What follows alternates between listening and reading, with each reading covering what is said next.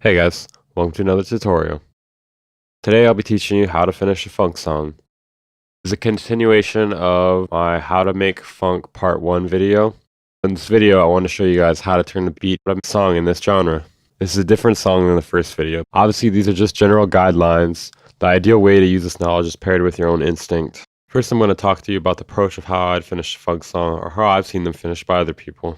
Then I'm going to figure out how I'm going to finish this funk song I have on my desktop screen. It's a collab I have with sound effects. None of it is pre-planned. I feel like the only way to give you guys a real tutorial is by improvising it and to prove that these techniques can actually help you achieve the end goal. So first off, we have multiple types of funk songs. There's the rap type. Generally uses funk vocals as a hook and then uses the rest of the song for a rapper or rappers to rap on. Here's an example of the rap type. I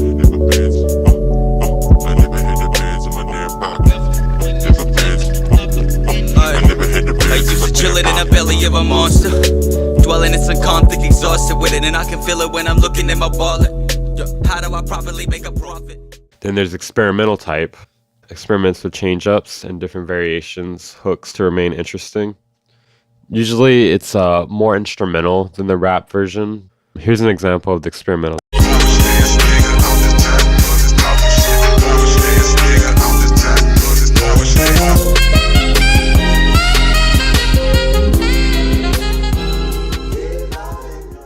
So in part 1, we created our A section of the song, and I'm going to explain to you guys how we would create a B and C section, and I'll list any other ideas I might have. So a good idea would be to sample the same melodic sample, use a different part in the song, find a different part to flip, make sure it flows with the A section.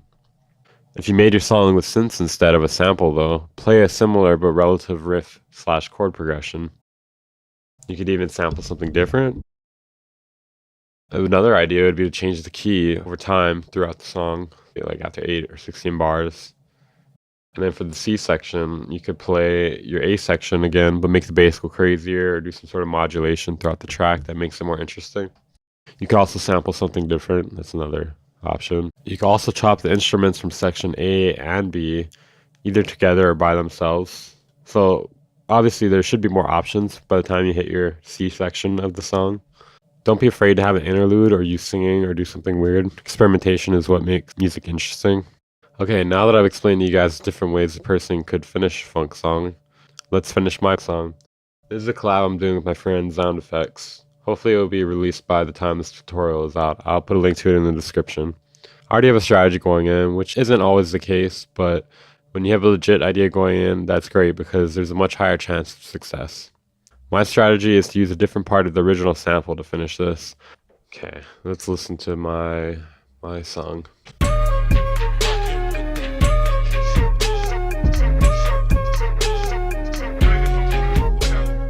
So I gotta make sure this sample's in the right key. Basically, I'm gonna set this up so it's the same way, and that way when I use a different part of the same song, it'll flow.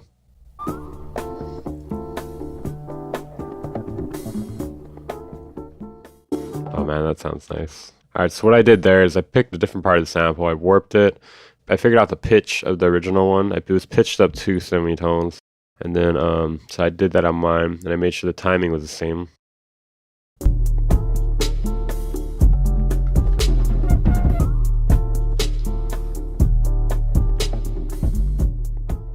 That's fucking tight. I'm trying to get the warping perfect on this because it matters since there's drums on it. Nice, so I got my little B section sample now. I'm gonna name that B sample. And the other one will be A sample. I usually don't do my arranging until later. I like to find the pieces first and then worry about that after. Once I build this B section, I'll have an actual portion of the song done, or a good portion of it, depending on how complex this is going to be. And what I'm thinking is, I'm not going to try to add vocals to this B section right away. What I'm going to do is I'm going to do the arrangement now that I have a A and B section.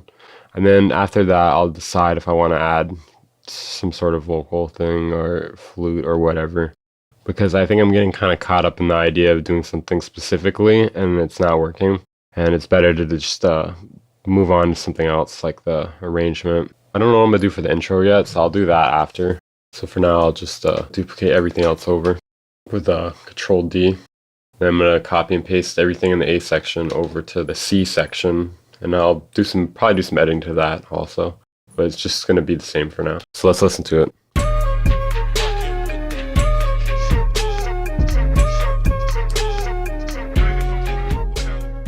I think it's taking too long to get to the B section, so I'm gonna try to move through that quicker, see what happens.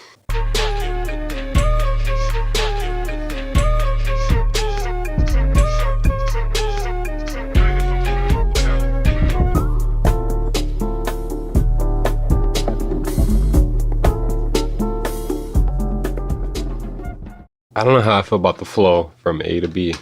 Let me see what happens if I throw in an FX. Maybe that might help. And then I'm gonna bring back the next part, I think.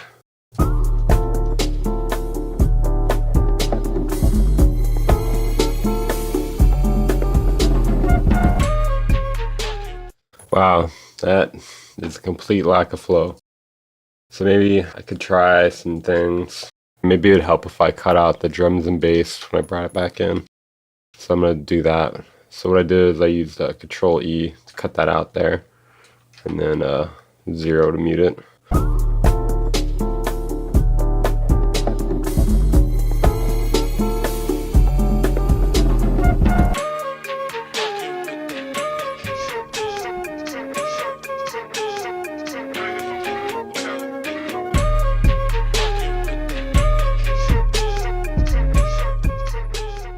So I think I might need one more section, and this FX is definitely helping with the transitions and playing with the arrangement and whatnot.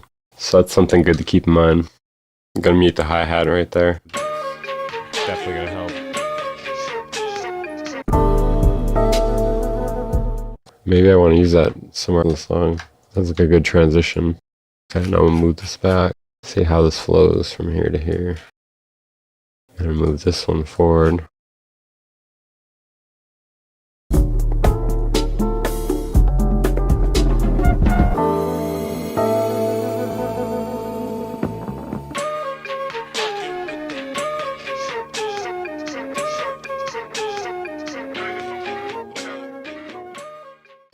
Probably would be good to do some like snare rolls or hi-hat rolls or something.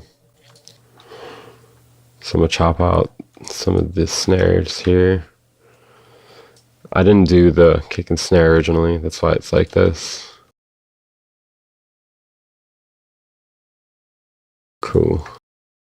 I don't know. I'm not sure if I should program this or draw them in. I think I might draw them in.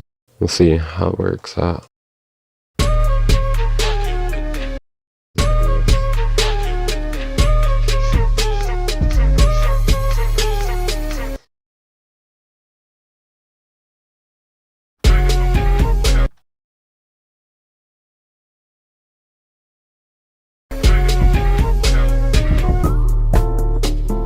That was cool. Maybe lose a few of these last kicks here. Sound a little out of place. There we go. Okay, I'm separating the kick and the snare roll from each other. I think I could use the snare rolls there too. I feel like I'm starting to overplay the card now though. I forgot I cut out they're overlapping, so I made sure to delete the overlapping hits. Oh, bringing back snare roll again. God, hope God doesn't curse me for doing this so many times.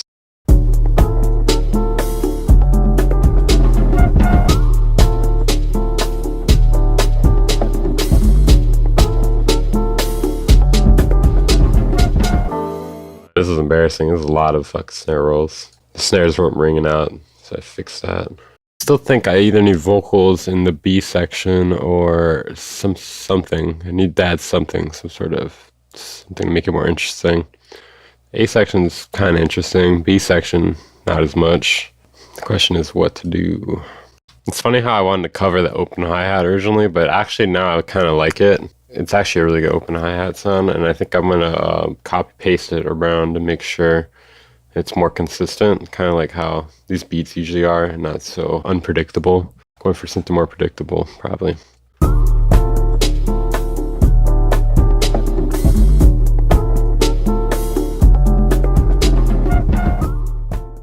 it's just missing it on that fourth beat. Wait, I think I could copy paste this first part over here.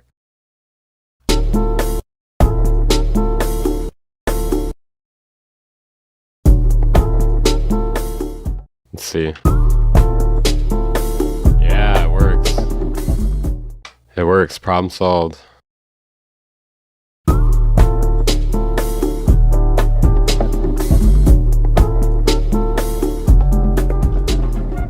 Okay, time to figure out our intro, I think. So I moved everything back to the 17th bar. That way we have 16 bars to play with for an intro. I think what I'm going to try to do is pull this A section back here, the sample, and see if I uncover anything that will transition well. So something before this. And so whatever comes before what I sampled for the A section, I'm going to have that play before this because it should flow technically. Or let's test it out and see what happens.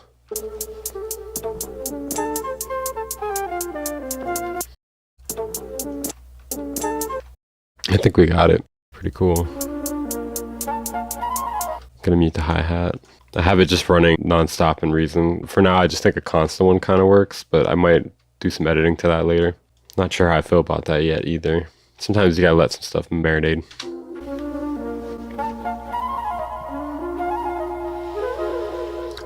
We're definitely gonna get copyright strikes for this intro though, so we may want to throw some shit on it. Throw some D's on that bitch probably.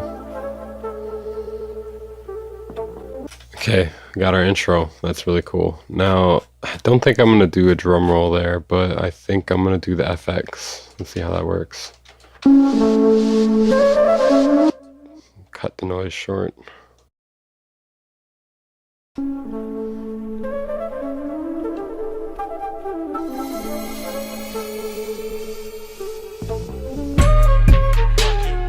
It's funny because that FX kind of works in the context of the rest of the song, but that intro, not really happening. None of that really helps. I'm just going to lose it. Yeah, we probably need vocals or something on the second section, but I think I'm going to call this tutorial for now. I want to get my collaborators' input on this before I go any further. So I think I'm going to do a part 3 on this. Thank you guys for watching. Don't forget to comment, like, subscribe. If you enjoyed this tutorial, you'll probably enjoy my music. So check that out at Weaver Beats on everything. SoundCloud, YouTube, Instagram, Twitter, the whole spiel. Also, let me know what tutorials you want to see next. I'm willing to try anything. Peace.